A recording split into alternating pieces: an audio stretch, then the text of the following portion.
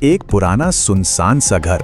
सोचिए, बाहर तूफानी रात का घना अंधेरा है और उस घर के अंदर एक ऐसी कहानी जन्म ले रही है जो शायद आपकी रातों की नींद ही उड़ा दे।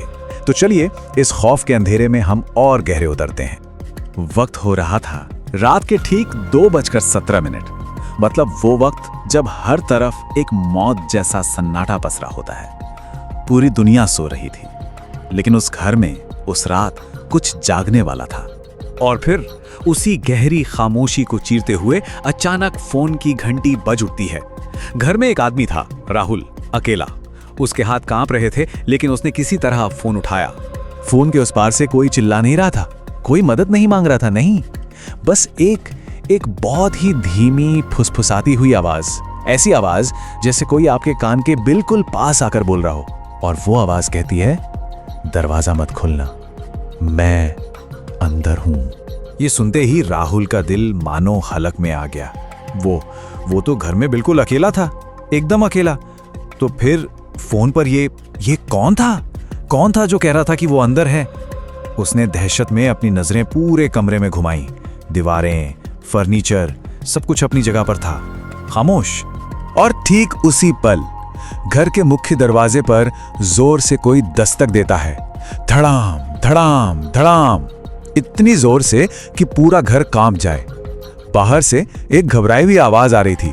कोई उसका नाम पुकार रहा था, चिल्ला रहा था कि वो उसका दोस्त कबीर है और दरवाजा खोलने के लिए गिड़गिड़ा रहा था।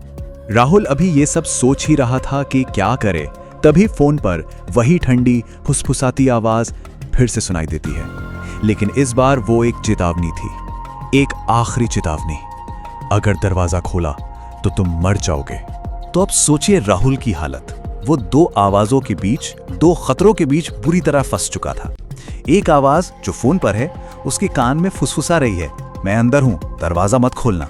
और दूसरी आवाज जो दरवाजे के बाहर है, वो चिल्ला रही है, वो अंदर है, दरवाजा खोलो। अब वो किस पर यकीन करे?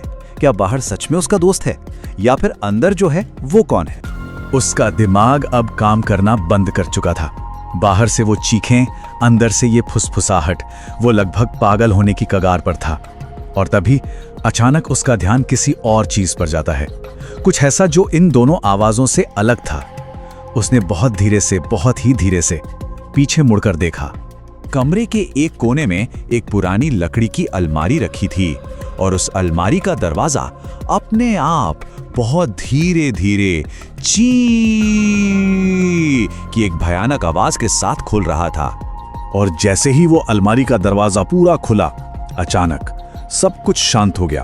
फोन डेड, दरवाजे पर दस्तक बंद, यहां तक कि बाहर हो रही बारिश की आवाज भी थम गई। एक ऐसी खामोशी जो नॉर्मल नहीं थी, एक अप्राकृतिक डरावनी खामोशी। अब उस सन्नाटे में राहुल को सिर्फ अपने दिल के धड़कने की आवाज आ रही थी। पता नहीं कहां से उसने हिम्मत जुटाई और उस खुली हुई अलमारी की तरफ धीरे धीरे कदम बढ़ाए। अलमारी के अंदर घोर अंधेरा था, लेकिन उस अंधेरे में भी एक चीज चमक रही थी, एक पुराना आईना। वो आईने के करीब गया और उसने अंदर झांका। उसमें उसी का चेहरा नजर आया, डरा हुआ, सहमा हुआ, पसीने में तरबतर, बिल्कुल वैसा ही जैसा वो उस वक्त महसूस कर रहा था। एक पल के लिए उसे लगा कि सब ठीक है, लेकिन फिर उसने कुछ ऐसा देखा कि उसकी रूह तक कांप गई।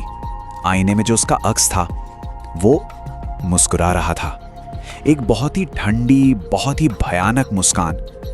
जबकि हकीकत में तो राहुल का चेहरा डर से पत्थर बना हुआ था। इससे पहले कि राहुल इस खौफ को समझ पाता, आईने के अंदर मौजूद वो मुस्कुराता हुआ हमशक्ल धीरे धीरे आईने से बाहर आने लगा।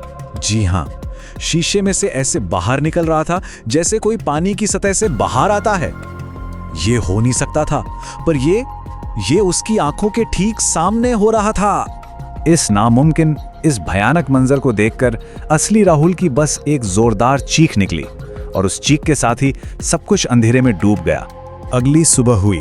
पड़ोसियों ने देखा कि घर का मेन दरवाजा रात भर से खुला पड़ा है।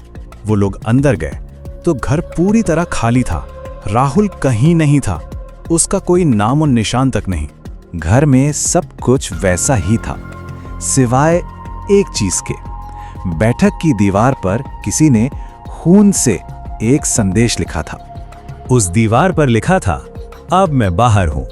तो राहुल गायब हो चुका है और आईने का वो मेहमान अब आजाद है। लेकिन एक सवाल है जो आज भी उस खाली घर की दीवारों में गूंजता है कि आखिर दरवाजे पर कौन था? क्या वो सच में उसका दोस्त कबीर था जो उसे बचाने आया था? एक ऐसा दोस्त जिसे शायद अंदर आने का मौका ही नहीं मिला। ये एक ऐसा सवाल है जो उस घर की तरह ही हमेशा के लिए एक अनसुलझी पहेली बनकर रह जाएगा।